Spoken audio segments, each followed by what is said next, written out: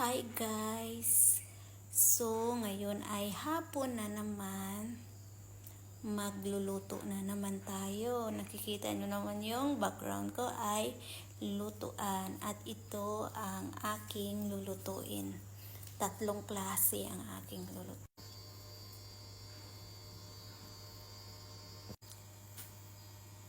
Mainit na yung ating mantika.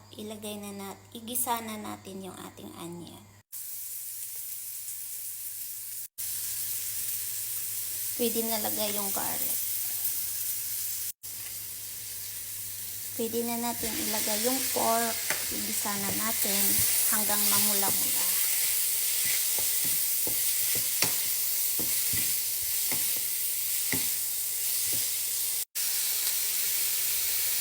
Habang nagigisa tayo nito, i-on na naman natin ang ating para sa ating beef rindang.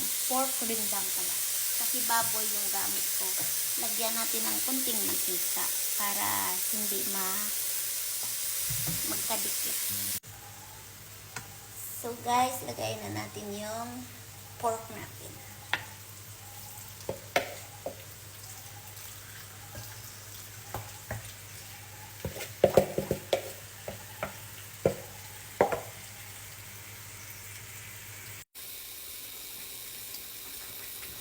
So guys, parang okay na yung ating pork. So ilagay na natin yung mushroom saka black fungus para magisa sila at malambot. So kasi pinahinaan ko yung apoy, pataasan natin konti.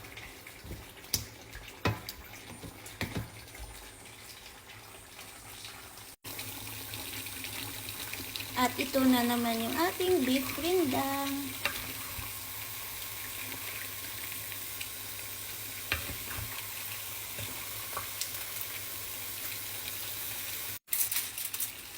Takpan natin ng aluminum foil kasi para maglambot.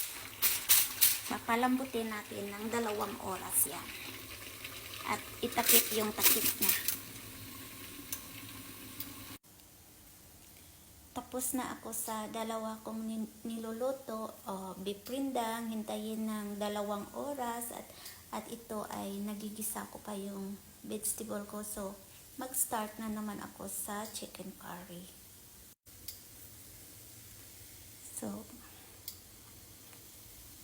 So i-on na natin yung kalan, tapos lagyan ng kunting mantika.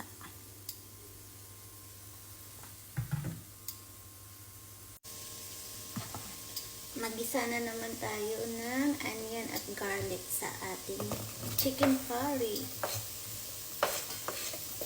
So, ako, sinasabay ko na lang. Sinasabay ko na lang yung onion sa garlic.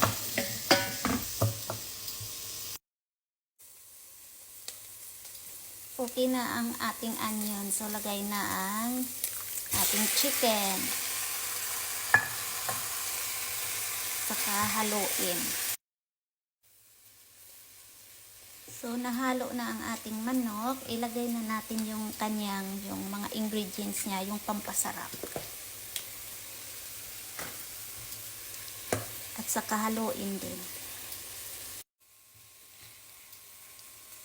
Nahalo na natin ang ating chicken. Pwede na nating takpan ng hanggang 5 minutes para yung ingredients niya makapasok doon sa loob ng manok. At dito na naman tayo sa ating vegetable. So, lagyan na natin ng mga ingredients. So, mayroon tayo na soya beans, salted soya beans. So, kunti lang lagay natin na ganito lang. At saka asin, mga light sauce, saka yung dark soya sauce, pampalasa. At lagyan din natin ng yung Knorr cube.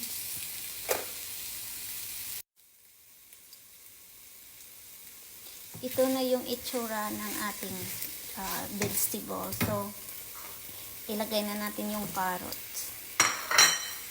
Saka haluin. Tapos, lagyan ng konting tubig.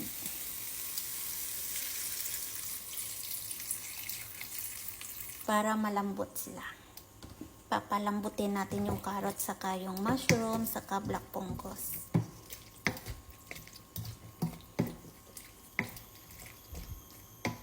Saka takpan natin. At ilagay lang natin sa mahinang apoy. So, number 4.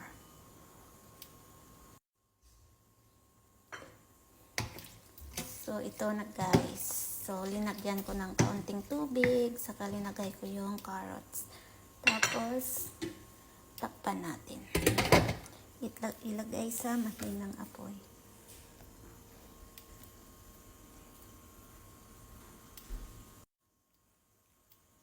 So, nakakalito kung madaming lulutuin. Pero, ako lang naman mag-isa dito. So, walang disturbo. So, hindi ko naman nakakalimutan kung saan ko ilalagay yung mga ingredients sa niluluto ko. At ito na, ready na yung manok. So, tingnan na natin. At ito na naman yung manok. So, parang nangangamoy na. So, pag ganyan na, pwede na natin lagyan ng kaunting tubig lang. Kanina yung chili ng manok, linagyan ko lang ng konting tubig. Para maluto yung manok at saka malambot. Kasi gusto ng employer ko yung mga manok ay malambot.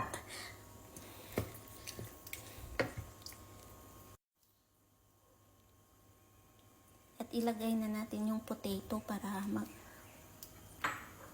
maluto na at malambot.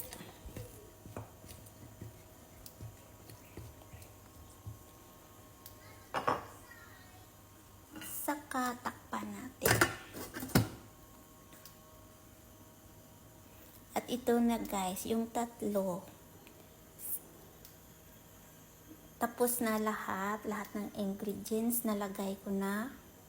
So, ilagay na lang sa mahinang apoy hanggang malambot yung mga karne.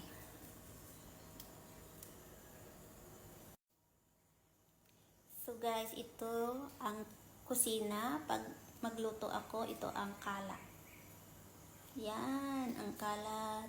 Dito, mayroon doon, may hugasan. So, ang daming hugasan. At ito na, mga hugasan, mga kutsara, madami.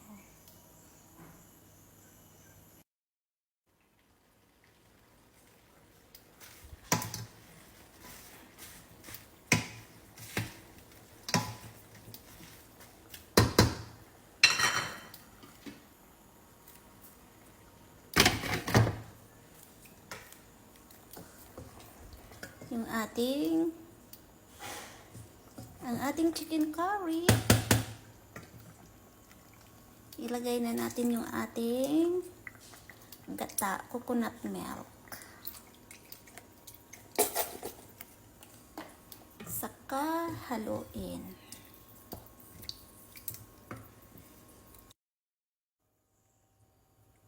Yung ating beef rindang din, pork rindang ay malambot na din. Lagay na natin yung coconut powder.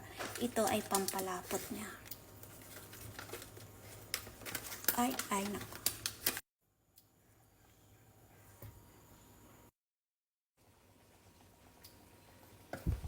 Ito na guys yung chicken curry ko. At ito na din yung vegetable.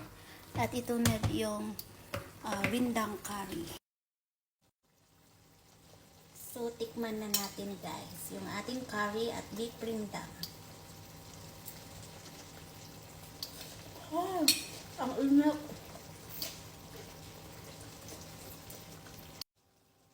So guys, thank you for watching. See you again next time. Kain tayo.